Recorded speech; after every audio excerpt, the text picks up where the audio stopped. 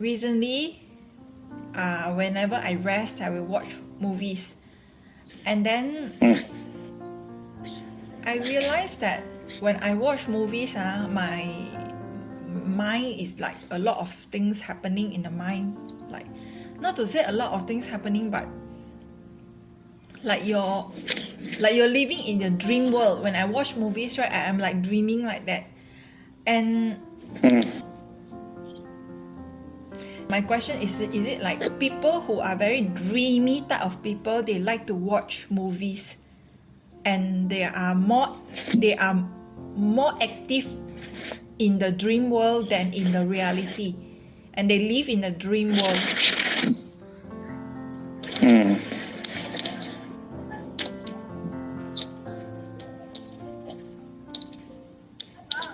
Whatever you can see, whatever you can watch, observe, everything is a movie because it is moving. Even the so-called real world, that is also a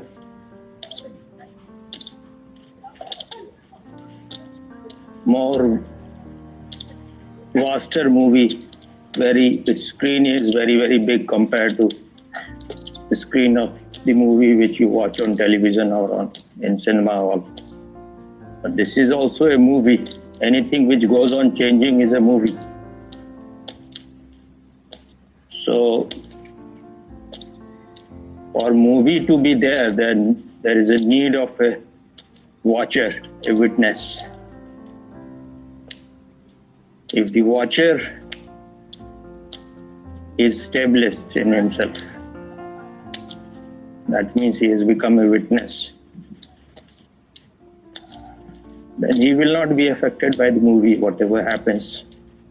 So there is nothing wrong in watching any movie, whether it is external or internal. Whether it is the outside world or the movies they make.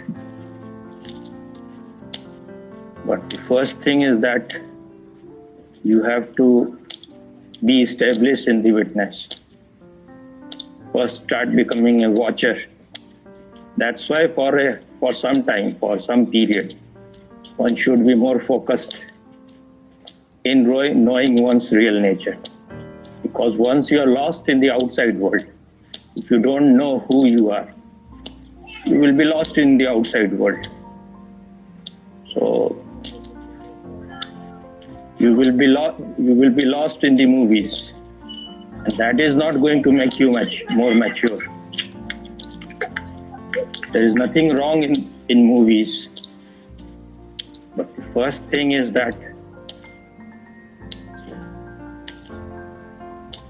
you should nourish the witness. Then you can enjoy the movie more, because there is a still point within you. There is a still point which is watching it. Then it will remain unaffected, untouched, but it will be able to see the movie in far better way. You can see when you are not identified with actors or whatever they are thinking in their head, and you are just a watcher on the hill, an observer who is detached from the whole thing, then you will be able to observe better. Like if you keep something just touching your eyes, you won't be able to see it. The distance is needed. That distance is being detached. That distance is knowing that you are the witness. Witnessing is your real nature. So there is nothing to be given up, because if you have to escape from this world, if you have to renounce this world, that means the world is more stronger than the reality. The reality is the witnessing consciousness. If the world is going to defeat this witnessing consciousness, then what is the point of this witnessing consciousness? Because we are not established in this witnessing consciousness. That's why we are so much affected by the world, affected by whatever is happening. Someone abuses you and you have lost your center, you start trembling. Then you have given the mastery of your life to other people. So first thing is that you have to become your own master if you really love yourself. Otherwise, even without knowing yourself, you can exist well. But if you are really more mature, then you will like to do the best possible thing. You will like to live this life in the best possible way. So, if you have to renounce something in the life, that means that you are still not real. If you have become real, then there is no need to renounce anything. Then you will use those things. You will not be used by those things.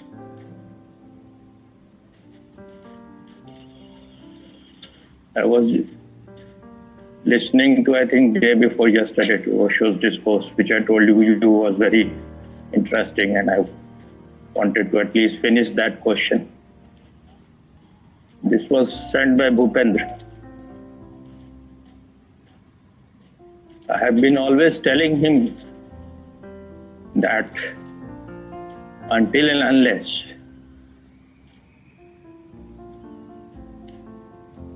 you have known your body, all its possibilities, your mind, your emotions, all your artistic possibilities, all your mental possibilities,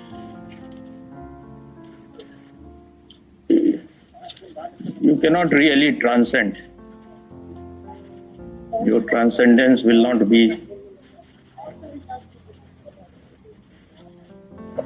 so rich. So one should move slowly. If you jump, if you take a big jump, then it may be that you will break your legs. So if existence has given something, there must be some purpose. If you are rejecting your body, that means you are rejecting the blessings which existence has given. It has also to be enjoyed in the right way. But to enjoy anything, first thing that is required is that you have to be conscious. Otherwise, if you are asleep, if you are drunk, you will be harming your body also. You don't know what is the balance, what is the right, how much you should do something, how much you can indulge and when to stop. Then your mind also has so many things which can. We are involved in garbage, we are involved in gutter, we are involved in not so artistic thing, not so creative thing. If you are reading books of Shakespeare, Chekhov, Dostoevsky, Premchand, Agye, Gorky, people like them, if you are reading Einstein, Newton, then your mind becomes more and more refined. And when your mind is really very refined, then the mind will cooperate in its transcendence. Only a gross mind is a big weight. So, when your mind is really being nourished, it is enjoying the best of the mind. If you are reading Freud, are able to understand his psychology and psychology of other great psychologists like Jung, Adler, Maslow. You are giving the proper food to the mind, and mind will be also grateful to you. It will not create noise when you want to go beyond it. So there is nothing wrong in reading creative books, because everything needs its nourishment. Body needs sex. It is, but when your body needs sex, it is not, if you are not a repressed person, then your mind will not become sexual. When the need of sex is there, you will be just like entering into your home, or if you want to drink Coca-Cola or take tea, you take it, you don't make much fuss about it. Once you have provided body and mind whatever it is it asked for, then it will become quiet. So what Osho used the word, if you have moved into the perfumed garden of the mind, then mind will cooperate, it will help you to transcend. It will not create hindrance. Nothing is to be given up. But even to make these things understand,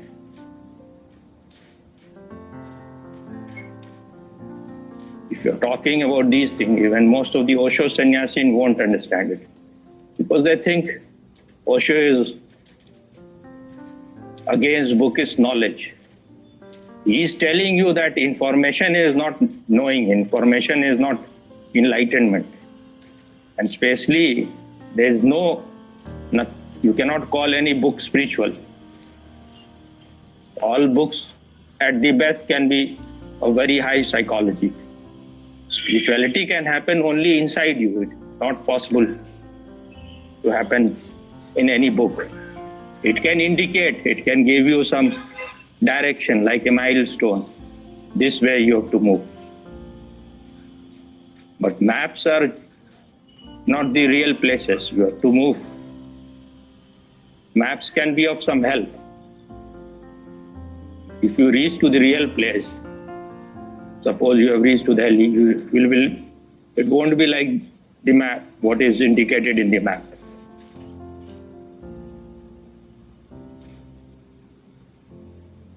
So if you are more cultured, more refined, your enlightenment will be also more richer.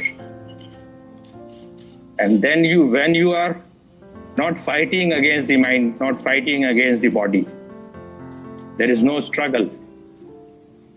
It will be a smooth journey. But because of a long tradition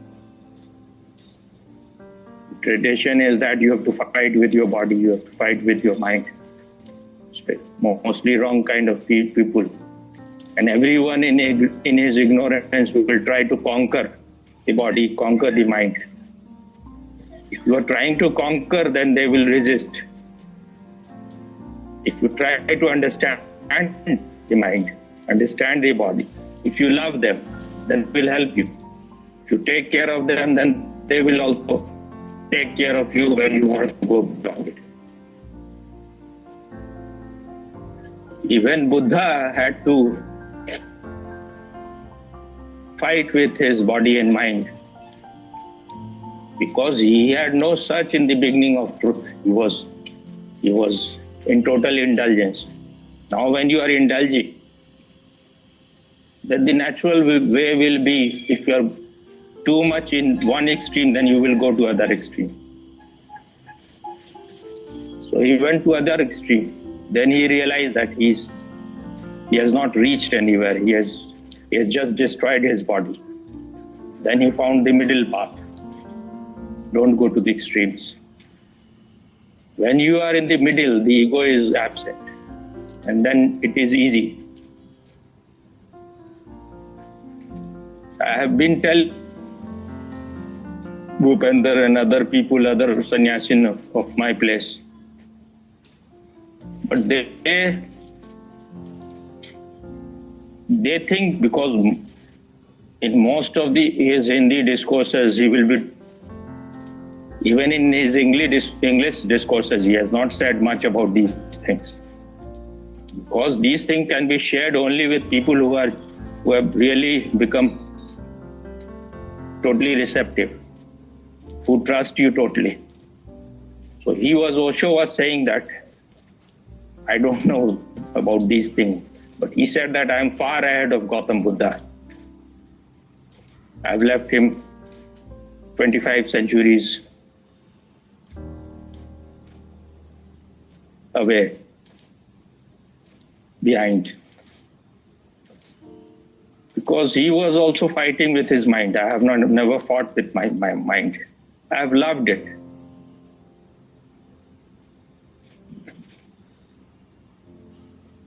Because I have loved the body, I have loved the mind. They have cooperated. It is not his word I am quoting, and they didn't create any trouble. So, but the thing is that if you are using your mind for garbage, you are reading third-rate novels, or if you are seeing third-rate movies, and then your mind is full of shit, full of bullshit, then you have to get hard, you have to throw them out.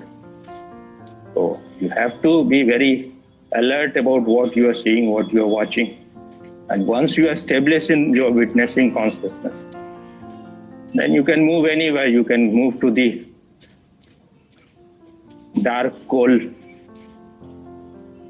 tunnel, coal mine, dark, wearing white shirt, and your clothes will still remain fresh, not made dirty by it. So, but first thing is that you have to become established in that. When you are watching all these movies, then you get lost in these things. And because our life is so full of misery, so all the time the mind is chattering, all the time there is some trouble happening. So you get lost in that picture. You forget your ego for a while. And then you are, because movies are, if the awareness is not there, then it will help you to enter into the dream world. So dream is your escape from the real troubled world, your suffering. So we want either to sleep or to get lost in some dream. And the language of dream is pictorial. So movies are more nearer to dream.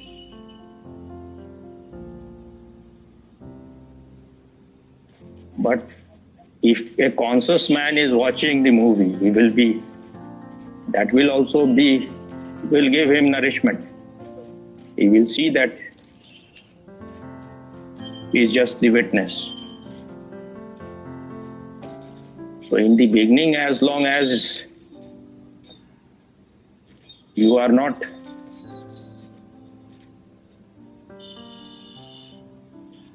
aware about your witnessing nature, you should give all your energy. The more you give, the better. If you are giving 100% energy in that direction, your journey will be easy. It will be shorter.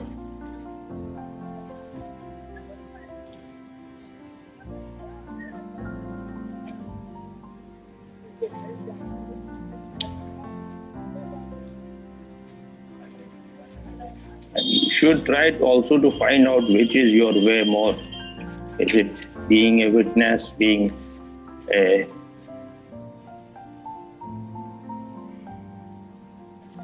trying to make effort to become more watchful, or love is more closer? Even if love is your way, then also you need to meditate. But you have to find out which is more natural for you.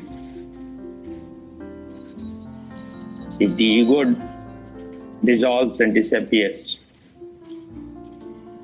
then and you are becoming more contented, more happy.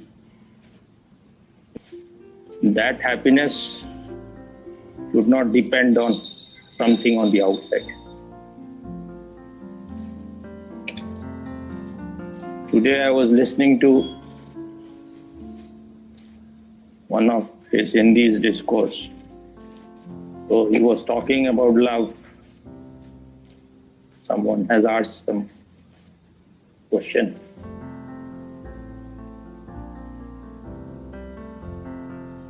So there is the difference between, what was his name? What, Chapman? Gary Chapman. Gary Chapman.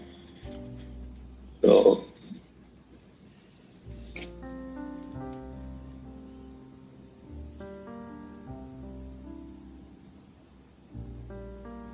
he was talking about the Hindi word for it is, for lust is vasana, and for love is prem, and for prayer is pratna, and for God is Paramatma. So he was talking about all these four. So when you are moving out, then it is, the whole energy is moving out. Then it is called vasana. You are moving on the path of lust. And then when you go to extreme of that, then you want to go to the other extreme. In the first there is only world, and then you start moving to pratna, prayer. Then the world is totally forgotten. You move to other extreme. And the love is between these two. Just for a moment in love, everything stops. You are in the middle, and where nothing is happening. You reach to a still state for a moment. So love is the only place from where you can transcend. These are extremes. If you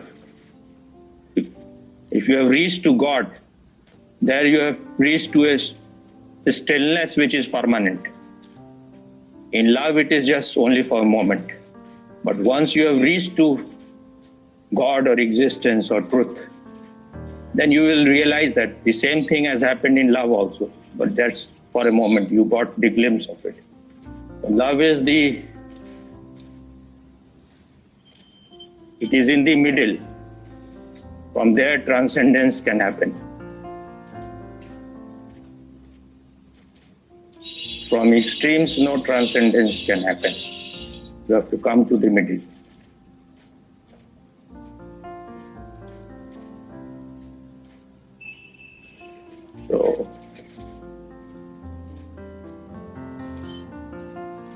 So when you really love someone without any condition or without any business, then for a moment you will get the glimpse. Your ego is no longer there. And there is a still point. He was telling about Vigyan Bhairav Tantra also, that there are methods in Vigyan Bhairav Tantra. Shiva has told to Parvati that the breath is going out, and then from out it goes in. In between those two, there is a moment when the breath is neither going out nor going in. That is the moment of stillness. If you try to find that without any tension, if you try to find that still moment, then you will know what love is. Love is that where nothing happens.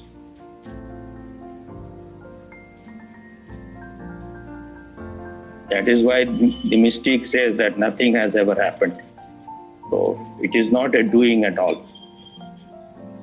is not what he was saying, Gary Chapman. From that pure state, that existential state, whatever will happen will be auspicious for all. That is beyond this world. That is beyond life and death. That is existence, which is never born and will never die. So one can try, when the breath is going out, it goes out. And when it has gone out totally, then for a moment it stops there. Same happens when it goes in. When it has gone totally in, then it stops for a while. So one should try to get the taste of that. And then once you know how to enter into deep meditation, that moment can be extended. You can remain without breathing for hours. When it has happened naturally, then this is samadhi. That's why people are so much against meditation, because meditation is not any doing. Everyone wants to do something. That's why the whole society, parents, everyone is against meditation. You are just wasting your time. You should do something. And all doing are just superficial. They cannot take you to the depth. Only when you have known a state where nothing is happening, then you have known something which has some significance, which is not part of the tale told by an idiot full of fury and noise, signifying nothing.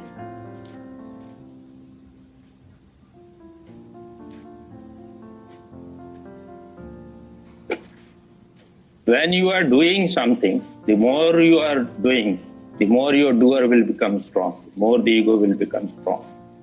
One should find some time when one is just not doing anything, but that doesn't mean that you go to sleep. Is it clear? Yes, very clear, Swami.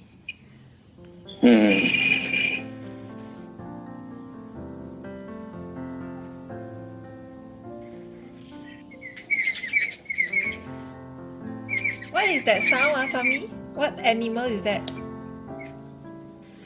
Some birds. Oh, birds. Oh. I feel birds, whenever I look into their eyes, they look so innocent, Swami, birds. Birds are just, you can see the innocence of God in them. Yes. When I see birds, they're so fragile, they're so beautiful, and their eyes are so beautiful. Then I feel how people can kill. They must be just stone-hearted, kill just this much for food. One should rather be ready to die. Because if you are killing it, maybe you are just saving your life. You are harming your consciousness too much. You are doing this kind of thing. How can you hope that you will be loving, your consciousness will move high? Yes. So it is more harming yourself than harming the bird. Yes. The bird may take another body. It will be just a change of the cloth. But what about you? You have fallen down. Yes. It may take maybe many lives if you go on continuing this kind of thing. Yes, Swami, yes. So it's not just like the Western people, out of fashion they become vegan. It is out of seeing the one life that is throbbing in everything. It is all connected.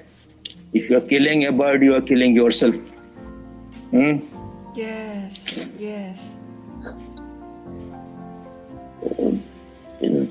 hard to make these idiots understand things, but if you have any sensitivity, you will understand it.